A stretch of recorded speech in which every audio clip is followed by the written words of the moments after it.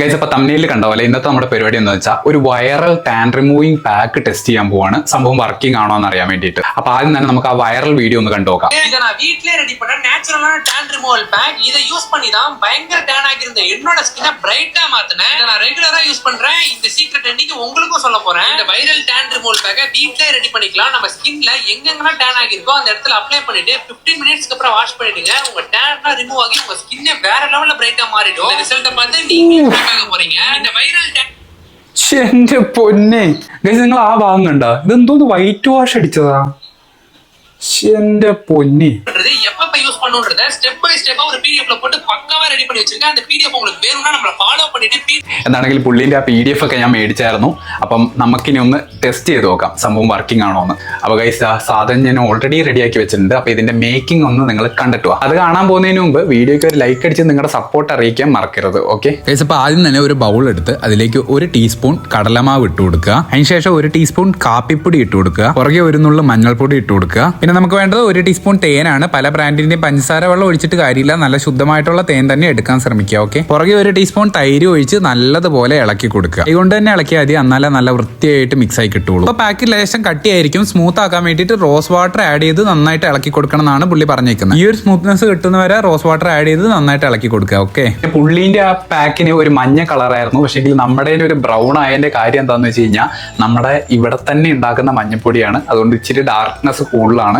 പിന്നെ അത് മാത്രമല്ല, നമ്മുടെ കാപ്പിപ്പൊടിയും ഇവിടെ തന്നെ നമ്മുടെ കാപ്പി പൊടിച്ചുണ്ടാക്കുന്നതാണ്. അതുകൊണ്ട് തന്നെ നല്ല കളറാണ് നമ്മുടെ കാപ്പിപ്പൊടിക്ക്.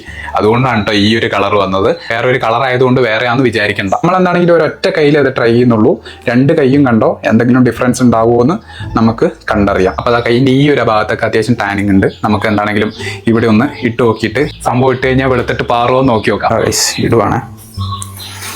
വാവ്,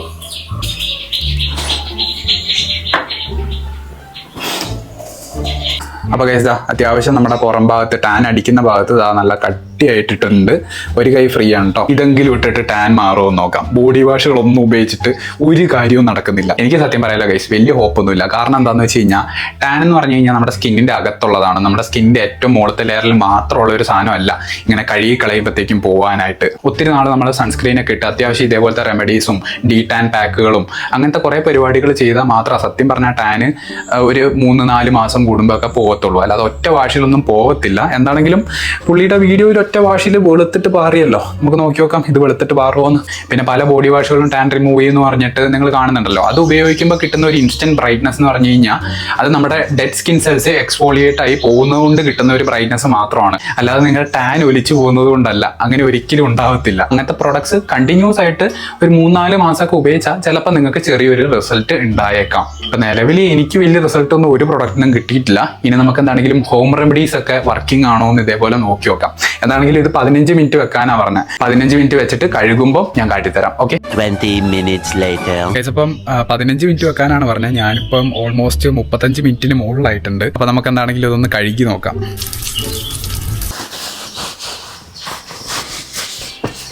അപ്പോൾ ഇതാണ് റിസൾട്ട്. നിങ്ങൾക്ക് എന്തെങ്കിലും ചേഞ്ചസ് കാണുന്നുണ്ടോ?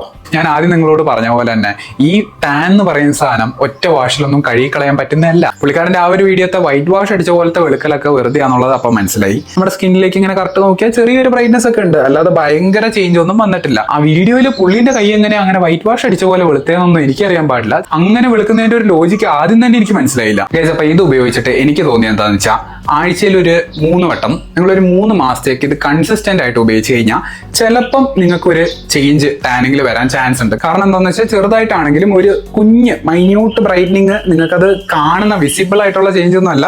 അത് എനിക്ക് കറക്റ്റ് കണ്ണിൽ കാണാൻ പറ്റുന്നുണ്ട്. ചെറിയൊരു ചേഞ്ച് തന്നിട്ടുണ്ട്. സോ കൺസിസ്റ്റന്റ് ആയിട്ട് ഉപയോഗിച്ചാൽ ചിലപ്പോൾ റിസൾട്ട് കിട്ടിയേക്കാം. അവസാനമായിട്ട് പറയാനുള്ളത് നല്ലൊരു പാക്കാണ്, കൺസിസ്റ്റന്റ് ആയിട്ട് യൂസ് ചെയ്യാം. പക്ഷേ വീഡിയോ കംപ്ലീറ്റ്ലി ഫേക്ക് ആണ്. അങ്ങനെയൊന്നും ഒറ്റയടിക്ക് വൈറ്റ് വാഷ് അടിച്ച പോലെ ഒന്നും കയ്യത്തെ ടാന് മാറത്തില്ല. അപ്പൊ അത്രേ ഉള്ളൂ.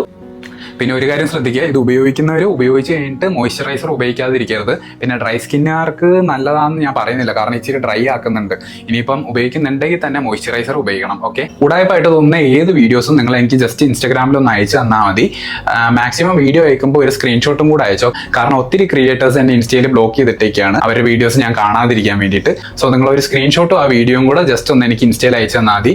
നമുക്ക് ഏത് വീഡിയോൻ്റെയും സത്യാവസ്ഥ കണ്ടുപിടിക്കാം. അപ്പോൾ അത്രേ ഉള്ളൂ. അടുത്തൊരു വീഡിയോ ആയിട്ട് വരുന്നവരെ ഗുഡ് ബൈ.